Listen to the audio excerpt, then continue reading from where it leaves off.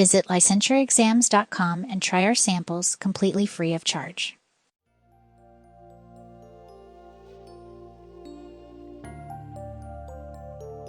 Welcome to our Licensure Exams podcast. I'm Dr. Linton Hutchinson, and I'm joined by my co-host, Eric. Hello, everyone. Well, today we're going to explore the long and short of some important concepts in treatment planning, short-term and long-term goals that you need to know as you study for your licensing exam. Or, as I like to call it, the Great Goal Divide. Because who doesn't love a good time-based technology exam question challenge?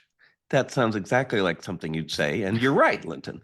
The exam is challenging enough content-wise, given that you're testing on everything you ever learned in graduate school, but it's also an exam with terminology that can seem strange or obsequiously purple or even clairvoyant. No kidding. You might feel like you've forgotten some material or you need to hire Indiana Jones to decipher what some of those words really mean. Well, funny you should mention that, Lint. I was just rewatching The Last Crusade for the millionth time the other night, and just like that scene where Indiana is trying to cross the invisible bridge, navigating through the exam can feel like taking a step across the great chasm. But don't worry. Just like Indy took that leap of faith, we're here to help people confidently step forward with solid knowledge and preparation.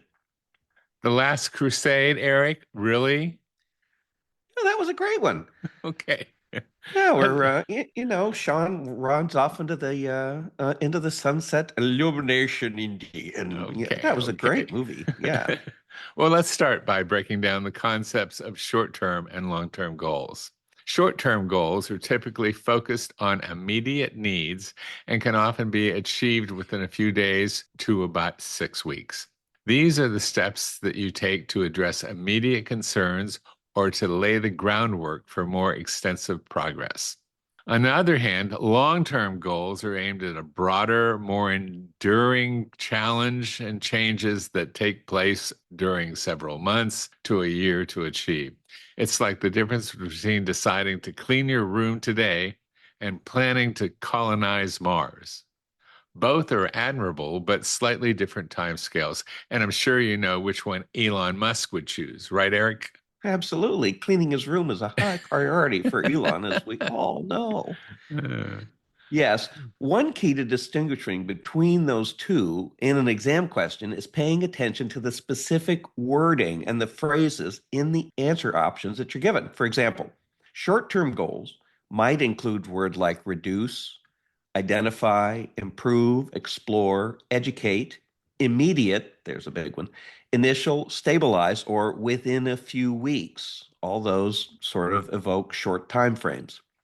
With long-term goals, you might keep an eye on for such words like eliminate, resolve, ultimate, the end of something, master over the next 12 months, or eventually.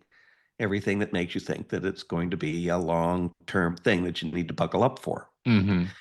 There are a few exceptions for short-term goals, though. When a client's behavior is dangerous or illegal, you can and should choose to eliminate those behaviors as short-term goals, like eliminate suicidal ideation, eliminate instances of drinking and driving behavior. So eliminate isn't always a long-term thing, and you can choose to master basic skills or master a specific number of skills, i.e. baby steps, as a short-term goal. For example, master mindfulness exercises or master basic breathing techniques, something that shouldn't take you a year to do. Really? So let's look at some more examples. Suppose you see a question that indicates a phrase like, the client's immediate goal is to reduce daily anxiety symptoms. Here, immediate and daily are clear indicators that the goal is short-term. It's like saying, the client's immediate goal is to stop screaming every time they see a spider. That's right. Conversely, if the question says the client's ultimate goal is to maintain a stable relationship and employment over the next 5 years, the words ultimate and next 5 years should be a clue that you're looking at a long-term goal. Mm. Well, another tip is to consider the context of the question. If the scenario involves a client just beginning therapy, the goals are likely to be what? Short or long term, Eric? Well, I would say short term. Right.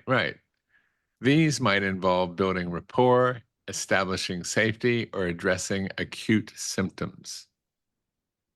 In addition, short term and long term goals, we need to introduce another word that you might run into when you're studying for the exam: treatment objective.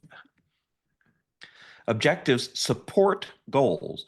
So if you have a treatment goal, the objectives leading up to that goal to achieving it would be the smaller steps that build toward the longer change. Well, that's good. Let me give you a more practical example. Objectives help you to meet a goal. Okay. So let's say my overall goal is to become an accomplished public sushi chef. And one of my short term goals is to become a sushi chef intern at Publix working alongside. Can you say accomplished public sushi chef 5 times fast? I can barely How say it long do you once. how long do you think it would take to pull that off, Linton? Okay.